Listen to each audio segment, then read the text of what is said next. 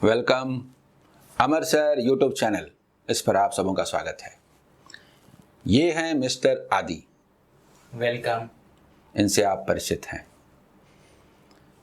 2017 में 11 इयर्स का एज था, 12 नहीं हुआ था, जब इसने अपना पहला वीडियो पजल सेक्शन में बनाया था। 11-12 के एज में इसने लगभग 50 वीडियोस बनाए थे। फिर ये पढ़ाई में लग गया, मैंने भी डिस्टर्ब नहीं किया। आज 2020 में ये 15 इयर्स का है। मुझे फिर एक बार इसकी ज़रूरत महसूस हुई, क्योंकि एडवांस मैथ में मैं आपकी मदद नहीं कर पा रहा था, जो लोग भी एसएससी सीजीएल का प्रिपरेशन कर रहे थे। मैंने इससे कल बात की और ये तैयार हुआ, तो आज इसको लेकर के आपके सामने आया हूँ। इसका मैं फिर से परिचय करा दूँ। ये अभी क्लास 10 में है। जब इसने शुरू किया था तो वो क्लास 6 में था। आज की तारीख में इसने 11-12 के सारे मैथ्स और फिजिक्स के क्वेश्चंस बना लिए हैं, जबकि ये क्लास 10 में है। बहुत अच्छा कर रहा है, इंजीनियरिंग के प्रिपरेशन में है। मुझे पूरी उम्मीद है कि ये अच्छे रैंक के साथ पास होगा। इसका अलजेब्रा पर कमांड है बोलना ठीक नहीं है। कमांड बहुत सारे सब्जेक्ट्स में है, सेक्शन में है, पजल में है, इसने आपको हेल्प भी किया है। दरअसल ये अलजेब्रा को एंजॉय करता है। यानी कहने का मतलब कि जब मैं इसे मदद करने के लिए कहूँ तो ये अपना टाइम निकाल के हेल्प करने आएगा। तो इसको लगेगा कि इसका टाइम कहीं और लग रहा है, जो इसकी पढ़ाई में लगना चाहिए था। लेकिन जिस चीज़ में ये एंजॉय करता है उसमें इसको ऐसा नहीं लगेगा। और इसलिए मैंने अलजेब्रा पढ़ाने के लिए एडवांस मैथ में इसे कहा है। अलजेब्रा पर कमांड ही नहीं है, ये एंजॉय करता है। आज मैंने कहा कि अलजेब्रा में शुरुआत करनी है 0 लेवल से, लेकिन जो स्टूडेंट्स प्रिपरेशन कर रहे हैं उनको ये समझ में आए कि अलजेब्रा में जो थोड़ा ऊंचे लेवल के क्वेश्चंस हैं वो कैसे सॉल्व किए जाते हैं। तो आज शुरुआत ये करने जा रहा है एसएससी सीजीएल टियर 2 का। एडवांस मैथ में अलजेब्रा के जो क्वेश्चंस आए थे 2018 के मेमोरी बेस्ड, उनके साथ वो 10 क्वेश्चंस हैं। आप देखेंगे अलजेब्रा में और नंबर थ्योरी ये मिक्स्ड करीब 22 क्वेश्चंस आते हैं 100 में, और उसमें से 10 क्वेश्चंस को लेकर के ये आपके सामने हाजिर है। मुझे उम्मीद है कि आप एंजॉय करेंगे। मैं इसके लिए भी इसका भी शुक्रगुजार हूँ कि इसने समय निकाला आपको हेल्प करने के लिए। तो आइए आदि जी। वेलकम। आप सबों का इस वीडियो में स्वागत है। आज मैं एसएससी सीजीएल टायर 2 2018 के क्वेश्चंस करने वाला हूँ। ये क्वेश्चंस मॉडरेट लेवल के हैं। आगे मैं इसे चलाऊंगा, तो चलिए देखते हैं। देखिए हमारा first question, if the unit digit of 433 into 456 into 43n is n+2, then what is the value of n। तो हमें n की वैल्यू निकालनी है। देखिए जब हम यूनिट डिजिट पे बात करते हैं तो ये पूरा नंबर हमें मैटर नहीं करता, हमें सिर्फ यूनिट डिजिट देखना है, सिर्फ यूनिट डिजिट। तो देखिए 433, इसका सिर्फ यूनिट डिजिट देखना है हमें, सिर्फ यूनिट डिजिट। वैसे ही 456, इसका भी सिर्फ यूनिट डिजिट। तो 3, पहले का यूनिट डिजिट 3 हुआ, 456 का 6 हुआ, और ये 430n है। ओके, तो ये 43 इंटू n नहीं है, ये एक नंबर है 43n। n की वैल्यू 0 से लेकर 9 तक कुछ भी हो सकती है। तो ये इसका यूनिट डिजिट क्या हुआ, n। This is equivalent to n+2। Okay, जब इन तीन नंबर्स को हम मल्टीप्लाई करते हैं, तब n+2 यूनिट डिजिट आएगा। ठीक है, तो पहले इन दो को देखिए। 6 3 18, लेकिन 18 नहीं, हमें सिर्फ यूनिट डिजिट देखना है। तो 8 means 8 into n is equivalent to n+2। Okay, अब इसे अगर सॉल्व करने जाए तो बहुत केसेस बनेंगे। 0 से लेकर 9 तक n की वैल्यू सब रखने पड़ेंगे। हमें, लेकिन यहाँ पे ऑप्शंस हैं, तो सब क्यों रखे जब ऑप्शंस में इन 4 ऑप्शंस में से कोई एक सही है, तो हम इन चारों ऑप्शंस का यूज करेंगे। तो फर्स्ट ऑप्शन देखिए, फर्स्ट ऑप्शन 1, 8 1 ज़ा 8 और n 1 + 2 यानी n + 2 3, 8 और 3 ये तो रॉन्ग हो गया, 8 नॉट इक्वल टू 3 ये रॉन्ग हो गया। सेकेंड ऑप्शन 8 इंटू 8 64, लेकिन सिर्फ यूनिट डिजिट देखना है, यूनिट डिजिट है 4 और यहाँ पे 8 + 2 10 यानी 0, तो 4 और 0 ये भी हमें पता है 4 नॉट इक्वल टू 0, ये ऑप्शन भी गलत हो गया और ये ऑप्शन भी गलत हो गया। थर्ड ऑप्शन देखिए, थर्ड ऑप्शन 3, 8 3 ज़ा 24 यूनिट डिजिट 4, 3 + 2 5, 3 और 5 सो 3 and 5, 3 नॉट इक्वल टू 5 ये भी रॉन्ग हो गया, ये भी रॉन्ग हो गया। अब लास्ट ऑप्शन बचा, ये भी चेक कर लेते हैं। 6, 8 6 ज़ा 48, 8 यूनिट डिजिट और 6 + 2 8, यस यस 8 इक्वल्स 8, 6 डालने से ये कंडीशन सेटिस्फाई हो गया, यानी 6 इज द आंसर। ओके, अब नेक्स्ट क्वेश्चन देखते हैं। चलिए देखिए हमारा next question, if n equals 1 2 3 4 5 square plus 1 2 3 4 5 plus 1 2 3 4 6, then what is the value of root n। हमें रूट n की वैल्यू चाहिए, यानी n एक होल स्क्वायर, हमें n को एक होल स्क्वायर बनाना होगा तभी इसका रूट ले पाएंगे। तो होल स्क्वायर आपको सबसे पहले ये क्या दिख रहा है, a square plus a plus 1, right. देखिए 1 2 3 4 5, अगर इसे हम a मान लेते हैं तो ये क्या बन जाएगा, a स्क्वायर प्लस a, और ये क्या है 1 2 3 4 5 प्लस 1, 1 2 3 4 6 क्या है 1 2 3 4 5 प्लस 1, यानी प्लस a प्लस 1। ओके, अब इसे ऐड किया जाए तो हमें मिल जाता है a square plus 2a plus 1, और ये देखते ही आप समझ गए होंगे ये इक्वल टू होता है a plus 1 whole square. Okay, और हमने a को 1 2 3 4 5 माना था, तो 1 2 3 4 5 प्लस 1 यानी 1 2 3 4 6 का होल स्क्वायर, ये इक्वल टू n है। ओके, अब अगर स्क्वायर को वहां ले जाया जाए तो स्क्वायर रूट मिलता है, तो root n is equal to 1 2 3 4 6 मिल गया। तो 1 2 3 4 6 इज द आंसर। अब आप में से कुछ लोगों को ऐसे भी दिख सकता है, आइए सेकंड मेथड पे चर्चा करते हैं।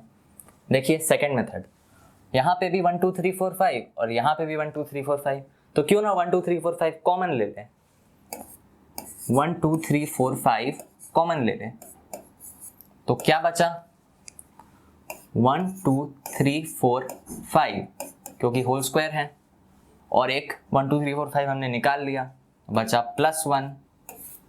ओके, और लास्ट टर्म को वैसे ही रहने देते हैं, प्लस 1 2 3 4 6।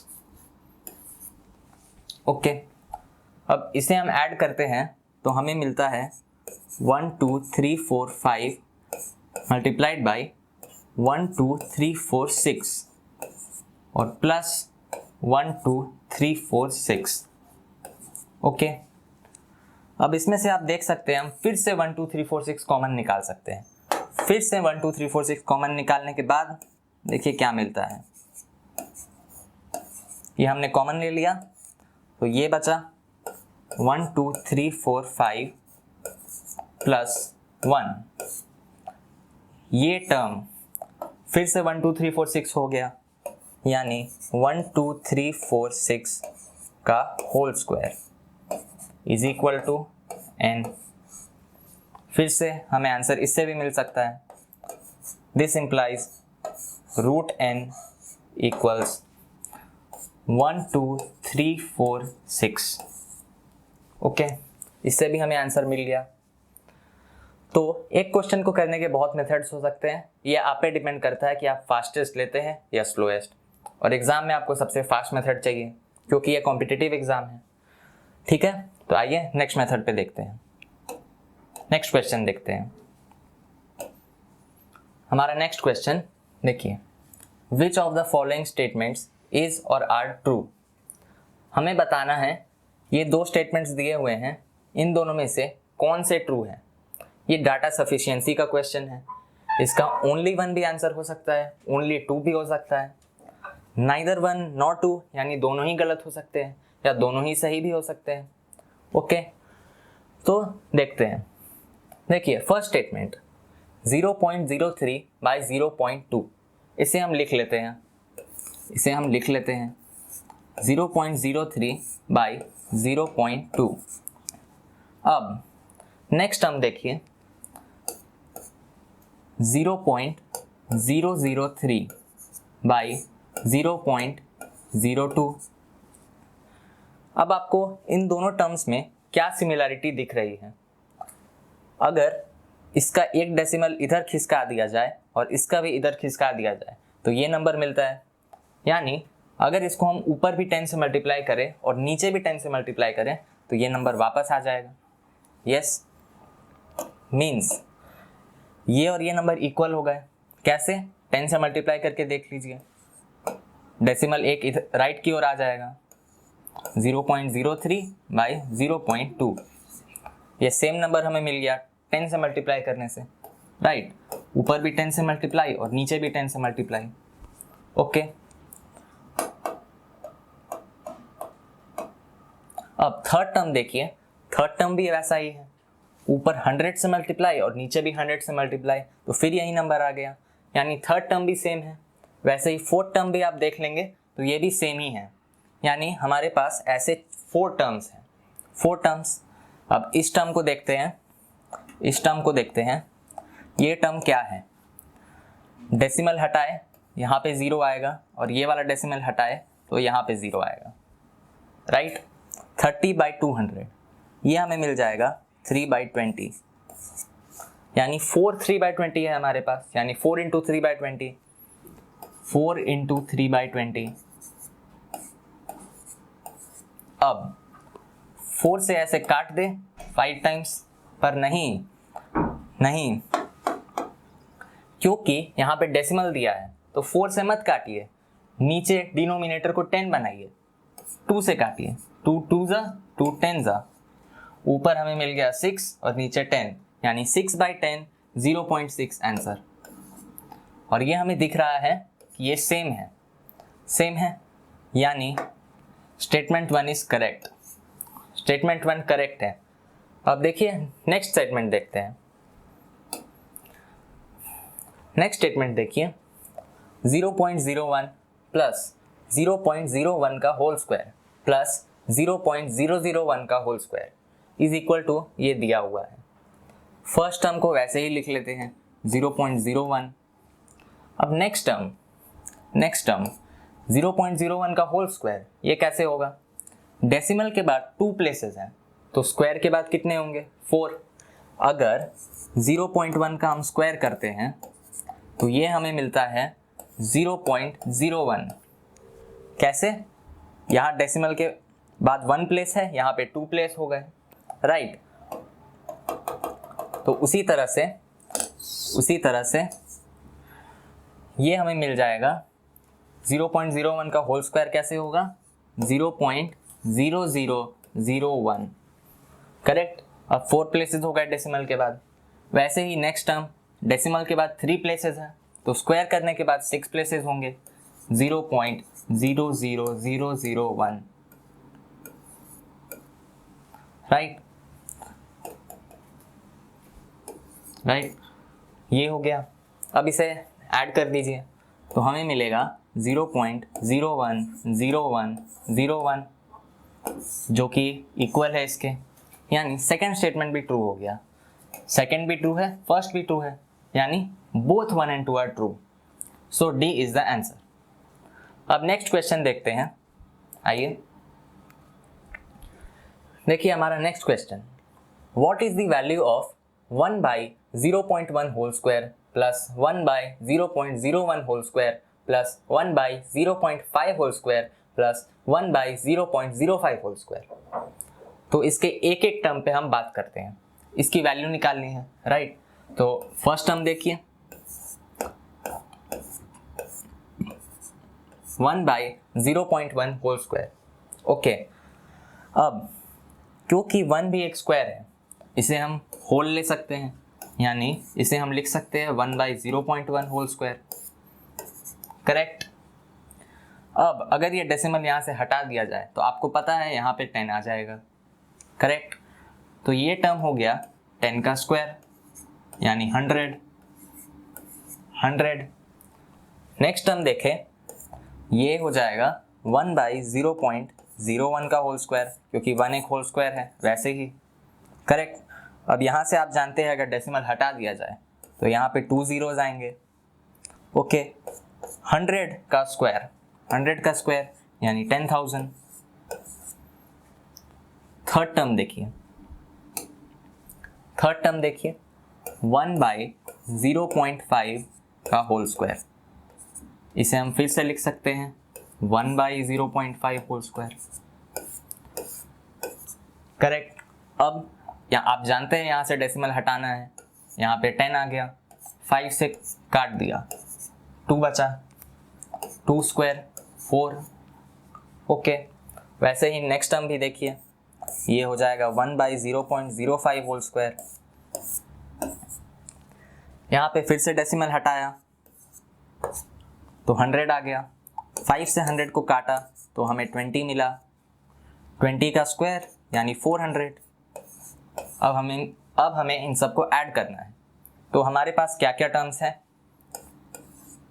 10,000 प्लस 100 प्लस 400 प्लस 4, इसे ऐड कर दीजिए तो आपको मिल जाएगा 10,504 आंसर, ओके। 10,504 आंसर। अब नेक्स्ट क्वेश्चन देखते हैं। देखिए हमारा next question, which of the following statements is और आर ट्रू। हमें फिर से 2 स्टेटमेंट्स दी गई हैं और हमें बताना है कि इन दोनों में से कौन सा ट्रू होगा। फिर से एक डेटा सफिशिएंसी का क्वेश्चन, इसमें से सिर्फ 1 भी ट्रू हो सकता है, सिर्फ 2 भी, दोनों ही फॉल्स हो सकते हैं या दोनों ही ट्रू हो सकते हैं। आइए देखते हैं क्या होता है। फर्स्ट स्टेटमेंट मैं इसे लिखता हूं 1 plus 1 by 2, okay, multiplied by 1 plus 1 by 3 multiplied by 1 plus 1 by 4, और ऐसे करते करते 1 प्लस 1 बाई 998, ओके, ये होगा। अब हम ब्रैकेट के अंदर पहले सिंप्लीफाई करते हैं, तो 2 1 ज़ा 2 प्लस 1 3/2, ये हमें 3/2 मिल गया, ये हमें 3/2 मिल गया। वैसे ही नेक्स्ट ब्रैकेट देखा जाए तो मल्टीप्लाइड बाई 3 1 ज़ा 3 प्लस 1 4, 4/3 दिख गया, यहाँ से 4/3 मिल गया हमें। नेक्स्ट टर्म देखें तो फिर से 4 1 ज़ा 4 प्लस 1 5, 5/4, 5/4। अब आपको एक पैटर्न दिख रहा होगा, यहाँ 3 है, यहाँ 4 है, यहाँ 5 है, तो आप जानते हैं नेक्स्ट टर्म क्या होगा, 6। वैसे ही यहाँ 2 है, यहाँ 3 है, यहाँ 4 है, तो नेक्स्ट टर्म क्या होगा, फिर से पैटर्न दिख रहा है 5। ऐसे करते करते करते करते लास्ट में देखिए 998 इंटू 1 998 प्लस 1 999 बाई 998, ओके। अब यहाँ से आप देख सकते हैं ये दोनों टर्म्स कैंसिल हो गए, ये दोनों टर्म्स कैंसिल हो गए, ये दोनों टर्म्स कैंसिल हो गए। वैसे ही करते करते ऐसे ऐसे ये टर्म भी कैंसिल हो जाएगा और बचा क्या, 999 और यहाँ पे 2, यानी 999 बाई 2। अब इसे कैसे हम सिंप्लीफाई करें, तो 999 को हम 1000 माइनस 1 लिख सकते हैं, यानी 1000 का हाफ माइनस 1 का हाफ। 1000 का हाफ आप जानते हैं 500 होता है, और 1 का हाफ हाफ होता है यानी 0.5। ये हमें मिल जाएगा 499.5।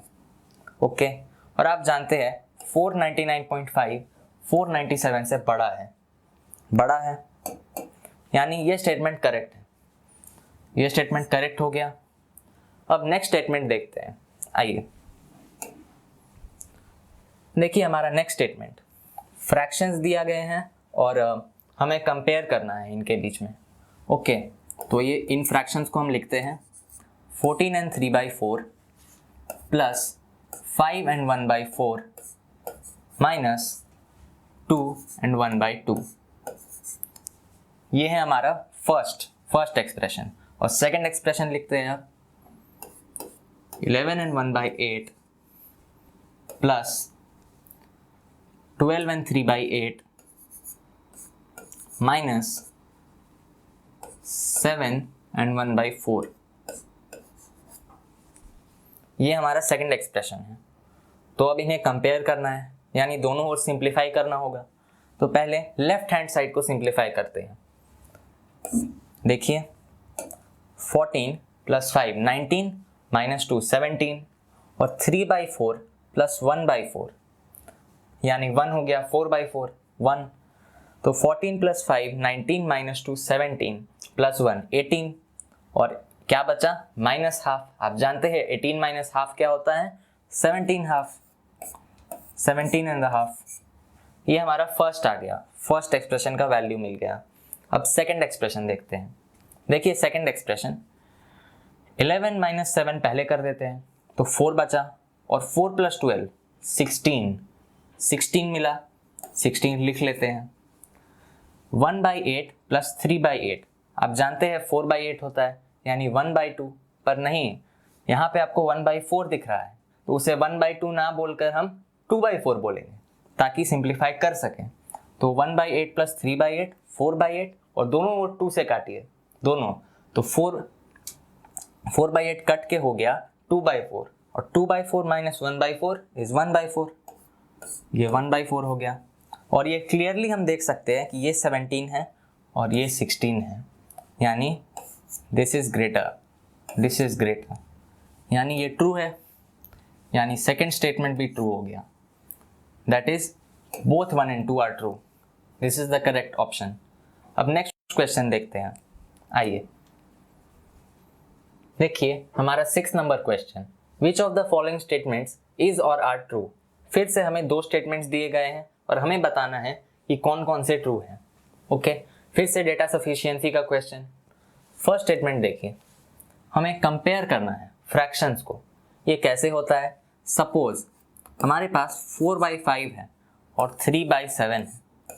हमें बताना है कि कौन सा बड़ा है, तो हम क्या करते हैं, हम क्रॉस मल्टीप्लाई करते हैं। 7 4 ज़ा 28 और 5 3 ज़ा 15। जिस तरफ बड़ा होता है वो फ्रैक्शन बड़ा हो गया, यानी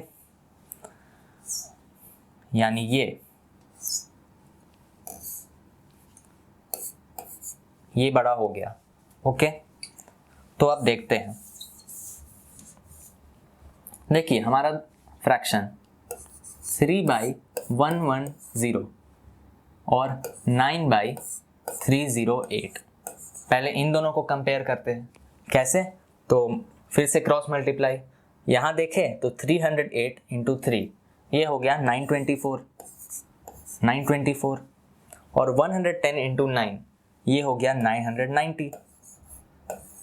यहाँ पे आप क्लियरली देख सकते हैं कि ये बड़ा है, राइट, तो ये बड़ा हो गया। अब नेक्स्ट फ्रैक्शन देखिए 725, 9/308 और 7/225। इन दोनों को हमें कंपेयर करना है, राइट। तो फिर से मल्टीप्लाई करते हैं। पहले राइट हैंड साइड देखिए 308 इंटू 7, तो 7 3 ज़ा 21 और 7 8 ज़ा 56, 21 56। और अब लेफ्ट देखिए 225 इंटू 9 करना है, तो वो हमें पता है 225 इंटू 4 900 होता है, तो डबल करिए, 225 इंटू 8 कितना होगा, 900 का डबल यानी 1800, और उसमें एक और 225 जोड़ देना है यानी 2025। अब आप में से कुछ को ऐसे भी दिख सकता है कि ये 15 का स्क्वायर है, ये 3 का स्क्वायर है, तो 15 स्क्वायर इंटू 3 स्क्वायर 45 स्क्वायर, और आप जानते हैं 45 स्क्वायर क्या होगा, 4 5 20 और 25, तो ऐसे भी आ सकता है।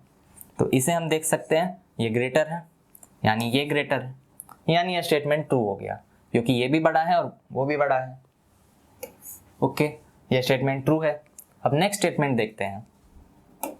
नेक्स्ट स्टेटमेंट देखिए, 99 1/7 प्लस 99 एंड 2/7 प्लस 99 एंड 3/7 ऐसे करते करते 99 एंड 6/7, ये हमें दिया हुआ है 597। ओके, तो इसे भी हम लिख लेते हैं 99 and 1/7 plus 99 and 2/7 plus 99 and 3/7 and so on. ऐसे 99 एंड 6/7, इसकी वैल्यू हमें निकालनी है। तो कितने 99 है, देखिए 1 2 3 ऐसे करते करते 6 तक है, यानी 699 है। 6 इंटू 99 नहीं, 6 इंटू 100 माइनस 600 माइनस 6, इसे हम लिख लेते हैं 600 माइनस 6, पर इसे अभी सॉल्व ना करें। ये है 1/7 और वो है 6/7। 1/7 और 6/7 को ऐड करेंगे तो हमें 1 मिलेगा। वैसे ही 2/7 और 6/7 के पहले 5/7 उसे भी ऐड करेंगे तो 1 मिलेगा। वैसे ही 3/7 और 4/7 को ऐड करेंगे तो हमें 1 मिलेगा, यानी 3 1s मिले, उन्हें ऐड करना है इसमें, +3 -6 +3 हो गया -3, 600 माइनस 3 यानी 597 आंसर।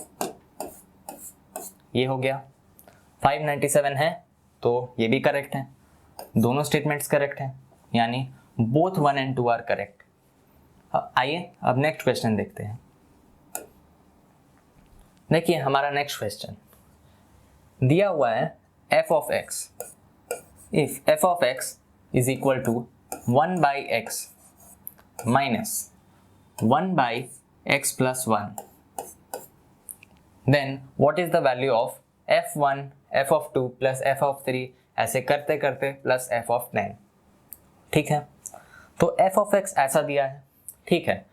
अब f of 1 देखते हैं क्या होगा, f of 1 देखते हैं क्या होगा, यानी x की जगह 1 डाल देना है, तो 1/1 यानी 1 माइनस, अब 1 डाले तो 1 + 1 2 यानी -1/2, ये हुआ f of 1। ठीक है, f of 2 देखते हैं क्या होगा, f of 2 देखते हैं, ये हमें मिलेगा 1/2, x की जगह 2 डाल दीजिए, 1/2 माइनस 1/2 + 1 यानी 1/3। अब f of 3 देखते हैं हमें क्या मिलेगा, f of 3 ये मिलेगा 1/3 माइनस 1/4, और आपको एक पैटर्न दिख गया होगा, ये था 1 - 1/2, ये था 1/2 - 1/3, और नेक्स्ट है 1/3 - 1/4, यानी नेक्स्ट क्या होगा 1/4 - 1/5, ऐसे करते चलेगा। अब इन सब का सम करें तो हमें क्या मिलेगा, 1 - 1/2 प्लस 1/2 माइनस 1/3 प्लस 1/3 माइनस 1/4, ऐसे करते करते कहाँ तक, f10। f of 10 क्या होगा, 1/10 प्लस 1/10 माइनस 1/11, ये मिलेगा। अब आप देखिए यहाँ जितने भी नेगेटिव टर्म्स हैं वो कैंसिल हो रहे हैं, नेगेटिव पॉजिटिव के साथ कैंसिल, फिर पॉजिटिव नेगेटिव कैंसिल, फिर पॉजिटिव नेगेटिव, ऐसे करते करते करते करते पॉजिटिव और नेगेटिव, तो ये वाले कैंसिल हो गए। ओके, तो -1/11 बच गया, 1 और -1/11 बचा, तो 1 - 1/11 क्या होगा, 10/11। So 10/11 is the answer. तो आइए अब नेक्स्ट क्वेश्चन देखते हैं। देखिए हमारा next question, if n is equal to 4 to the power 11 plus 4 to the power 12 plus 4 to the power 13 plus 4 to the power 5 for 14, then how many positive factors of n are there? अब किसी number के factors कैसे निकालते हैं? Suppose 36 है, इससे हम पहले प्राइम फैक्टराइजेशन इसका करते हैं। आप देख सकते हैं इसका प्राइम फैक्टराइजेशन होगा, इसे हम लिखते हैं 12 इंटू 3, ठीक है। फिर लिखते हैं 4 इंटू 3 इंटू 3, यानी 2 स्क्वायर इंटू 3 स्क्वायर। अब इसके फैक्टर्स कैसे निकाले हम? तो ये जो पावर्स हैं इनका सम और मल्टीप्लाई होता है। देखिए ये 2 है, इसमें हम +1 करते हैं, ये 2 है, इसमें फिर से +1 करते हैं और इन दोनों को मल्टीप्लाई कर देते हैं। 2 + 1 3 और यहाँ भी 2 + 1 3, यानी 3 3 = 9। तो इसके 9 फैक्टर्स हुए, 9 फैक्टर्स हुए। तो आइए अब इस क्वेश्चन को देखते हैं। देखिए हमारा क्वेश्चन, n गिवन है 4 to the power 11 plus 4 to the power 12 plus 4 to the power 13 plus 4 to the power 14। अब आपने देखा कि हमें उसका प्राइम फैक्टराइजेशन करना होगा। वो हम कैसे करेंगे? यानी इसको प्रोडक्ट के फॉर्म में लाना है। तो आप देखिए इसमें से हम 4/11 कॉमन ले लेते हैं, 4/11 कॉमन ले लेते हैं। तो ब्रैकेट के अंदर क्या आएगा? पहले 1, फिर +4 बचेगा, फिर 4 स्क्वायर बचेगा और फिर 4 क्यूब बचेगा। ओके, अब इसे हम सिंप्लीफाई करते हैं तो हमें क्या मिलेगा? देखिए 1 + 4 5 और 4 स्क्वायर 16 और 4 क्यूब 64, 16 + 64 80 + 5 85। तो हमें मिल गया 4 to the power 11 into 85। अब 85 को हम क्या लिख सकते हैं? 17 into 5, 17 into 5, इसे हम 17 into 5 लिख देते हैं। अब अभी देखिए ये प्राइम नंबर्स हमें चाहिए, प्राइम नंबर्स के पावर में चाहिए। तो 4 तो प्राइम नंबर नहीं है, तो ये क्या है? 2 का स्क्वायर, यानी 2 का स्क्वायर। 2 का स्क्वायर कितना हुआ? 2 स्क्वायर और 2 into 11 22, 2 का पावर 22 इंटू 17 इंटू 5। अब देखिए इसका पावर क्या है? 22, यानी +1 23। इसका पावर क्या है? 1, उसमें +1 करेंगे इंटू 2। फिर 5 का पावर 1 है, उसमें भी 1 जोड़ेंगे तो 2 इंटू 2। इसको आप करेंगे तो 23 4 आपको मिल जाएगा 92। सो 92 इज द आंसर। ठीक है, देखिए हमारा next question, if n equals 9 to the power 9 then n is divisible by how many positive perfect cubes? perfect cubes। अब n हमें दिया हुआ है 9 to the power 9, हमें बताना है कि n कितने परफेक्ट क्यूब से डिविजिबल है। तो क्यूब रूट ले लेते हैं, तब हमें बताना पड़ेगा क्यूब रूट ऑफ n कितने नंबर से डिविजिबल है। ओके, तो अगर क्यूब रूट लिया जाए तो हमें मिलेगा cube root of n is equal to 9 to the power 9/3, 9 to the power 9/3, और ये क्या होता है? ये क्या होता है? 9 to the power 3।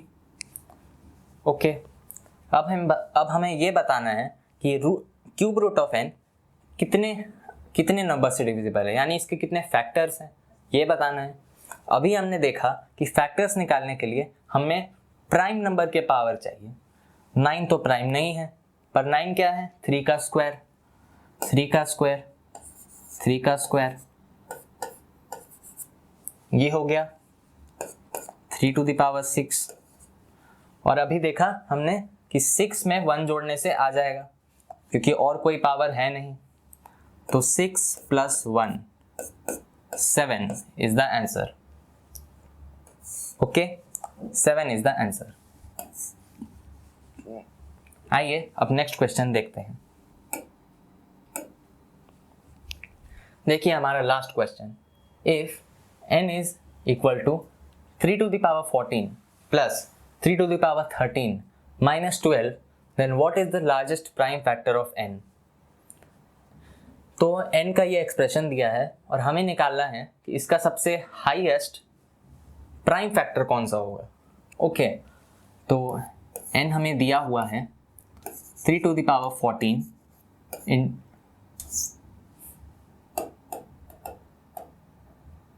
Plus 3 to the power 13 minus 12, ये हमें n दिया हुआ है। अब इसका सबसे लार्जेस्ट प्राइम फैक्टर निकालने के लिए हमें इसे प्रोडक्ट के फॉर्म में लाना होगा, यानी प्राइम फैक्टर्स के पावर्स के फॉर्म में। ओके, तो उसके लिए हम कॉमन लेते हैं। यहाँ पे आपको क्या दिख रहा है, हम क्या कॉमन ले सकते हैं, क्या कॉमन ले सकते हैं? 3 to the power 13 हम कॉमन ले सकते हैं, ये हमने कॉमन ले लिया। तो यहाँ क्या बचा, 3 प्लस 1, ओके, और यहाँ क्या बचा, माइनस 12, ओके। तो 3 प्लस 1 4 होता है, तो ये हो गया 3 to the power 13 into 4 minus 12 को हम 4 इंटू 3 लिख सकते हैं, 3 इंटू 4। अब इसमें से हम 4 इंटू 3 कॉमन निकाल लेते हैं, 4 इंटू 3 कॉमन निकाल लेते हैं। 4 इंटू 3 कॉमन निकाल लिया, तो 4 यहाँ से हटा और 3 का एक पावर कम हुआ, यानी 3 to the power 12 आया, और क्या बचा यहाँ, माइनस 1, करेक्ट। अब आगे देखते हैं, हमारे पास है 4 इंटू 3 कॉमन निकालने के बाद 3 to the power 12 minus 1, okay. अब 12 को हम क्या लिख सकते हैं, 6 इंटू 2, 6 इंटू 2, तो इसे हम लिख सकते हैं 3 to the power 6 to the whole power 2, okay, minus 1। अब आपको पता है a square minus B square, 1 का स्क्वायर तो 1 ही होता है, तो a square minus B square क्या होता है, a plus B into a minus B. अब 3 का पावर 6 प्लस 1 इंटू 3 का पावर 6 माइनस 1, और ये मल्टीप्लाइड बाई 4 इंटू 3, ओके। 3 का पावर 6 क्या होता है, 3 का स्क्वायर का क्यूब, 3 का स्क्वायर 9, 9 का क्यूब 729, प्लस 1 730, और 729 माइनस 1 728, 730 और 728, ओके। अब ये आपको क्या दिख रहा है, 730 को अगर फैक्टराइज किया जाए तो ये आपको दिखेगा 73 इंटू 2 इंटू 5, ओके। और 728 को आप कैसे करें, तो ये आपको डायरेक्टली दिख रहा है कि 7 से डिविजिबल है, 7 से डिविजिबल है 104 टाइम्स, तो इंटू 7 इंटू 104। अब 104 किससे डिविजिबल है, और 104 क्या है, 13 8 जा 104, 13 8 जा। अब यहाँ पे देखिए 73, ये सबसे बड़ा, इन सब में ये सबसे बड़ा प्राइम नंबर है, ओके, और इसका फैक्टर भी है, यानी 73 आंसर हो गया, क्योंकि बाकी सब जितने प्राइम नंबर दिख रहे हैं आपको इसमें, वो सब 73 से छोटे हैं। सो 73 इज द आंसर, ओके। आइए आगे बढ़ते हैं।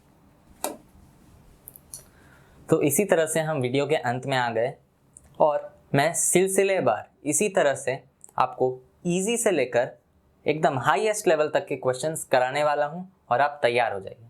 Thank you.